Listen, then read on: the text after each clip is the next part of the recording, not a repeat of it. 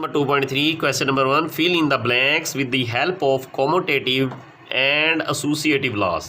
Commutative या associative laws लगाकर हमने खाली जगह पुर करनी है। कॉमोटेटिव होता है मुबादला। कॉमोटेटिव का मतलब मुबादला, मुबादले का मतलब बदला। बदले में ये होता है कि जैसे इधर 14 + 9 कर दें तो 9 + 14, पहले उसकी बारी फिर इसकी बारी। और एसोसिएटिव होता है तलाज़म। एसोसिएटिव का मतलब तलाज़म। तलाज़म होती है 3 रकमों वाली, मुबादला होती है 2 रकमों वाली। अब देखें 14 + 9, 9 + 14। अब यहाँ आ गया है 4 + 2, इधर 1 नहीं है, इधर 1 लगा दें, इधर 4 नहीं है, इधर 4 लगा दें। ये 3 रकमों वाली ये तलाज़म आ गई। 1 + 4 + 2, पहले इन दोनों रकमों को, जो जवाब आएगा उसको इसके साथ। इधर पहले इन 2 रकमों को, जो जवाब आएगा उसको 1 के साथ। अब इधर देखें 1 लगा दें, 5 नहीं है, इधर 5 लगा दें, इधर 3 नहीं है, इधर 3 लगा दें। 1 + 3 ये ब्रैकेट में, उधर ब्रैकेट में आ जाएगी 3 + 5। रकमें वैसे की वैसे ही आएंगी बराबर में। 4 + 11, 11 + 4 उल्ट।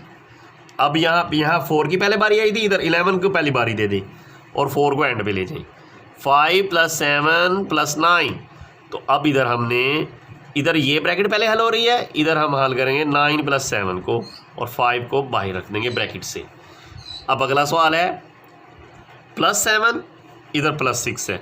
इट मीन्स कि 6 की इधर पहले बारी और 7 की इधर पहले बारी। 7 की इधर बाद में थी। ये कॉमोटेटिव लॉ है।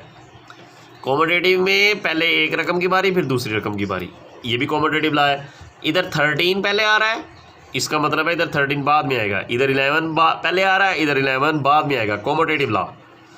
अब ये एसोसिएटिव लॉ है, 3 रकमों वाला, ब्रैकेटों वाला आ गया। एसोसिएटिव में देखें 10 + 15 आ रहा है, यहाँ 5 अकेला आ रहा है, तो इसका मतलब है इधर 5 आ जाएगा शुरू में। 10 + 15 को जमा करने के बाद 5 में जमा करेंगे। अब इधर क्या क्या नहीं है, 10, इधर 10 लगाएं और इधर 15 लगाएं, 15 लगाएं। पहले ये 5 + 10 होगा, जो आएगा उसको 15 में। इधर 15 + 10 होगा, जो जवाब आएगा उसको 5 में। जवाब दोनों के इक्वल आ जाएंगे। ये एसोसिएटिव लॉ आ गया। Question number 2, prove and identify the law used in each of the following. पहला पार्ट है 5 + 3 = 3 + 5। तो इधर वाली साइड हल करें, left hand side. 5 + 3 8 = 3 + 5 8।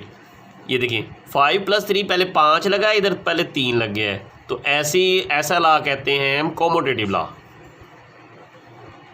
Commutative law. Next question 11 + 14, दूसरे डिजिट को दूसरे डिजिट में और पहले डिजिट को पहले डिजिट में। अब जमा कर दें। 4 और 1 5, 1 और 1 2। अब इधर भी 14 और 11 25। देखें इधर 11 पहले आ रहा है, इधर 14 पहले आ रहा है, इधर 14 बाद में आ रहा है, इधर 11 बाद में आ रहा है। रकमें सेम है, जवाब सेम है, तो कॉमोटेटिव लॉ। 2 रकमें अगर आ जाएं और पहले एक पहले आ जाए फिर दूसरी पहले आ जाए, तो ऐसा लॉ कॉमोटेटिव लॉ कहलाता है। Third part 26 + 49। 26 को 49 में प्लस करें। 9 और 6 हो गए 15, 5 लगा, 1 कैरी। 4 + 2 6 और 1 75। अब 49 में 26 प्लस करेंगे। 9 + 6 15, 5 लगा, 1 कैरी, 4 और 2 6 और 1 75। 75 = 75 के आ गया। ये देखें ये 2 रकमें हैं। 2 रकमें, पहले पहली रकम फिर दूसरी रकम। 26 पहले, इधर 49 पहले, इधर 49 बाद में, इधर 26 बाद में। तो ये कॉमोटेटिव लॉ है। Commutative law. इसके स्पेलिंग भी याद कर लें। अब हम अगला पार्ट करते हैं। इसमें देखिए पहले हमने ब्रैकेट हल करनी है। 3 रकमें दी हैं, 3 रकमें हैं, तो पहले सबसे पहले ब्रैकेट हल करेंगे।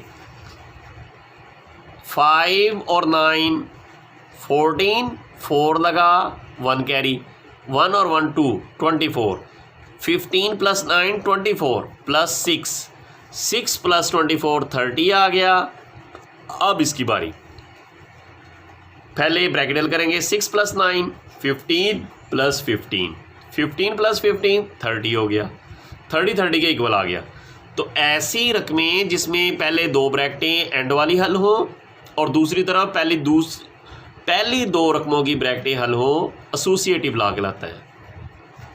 एसोसिएटिव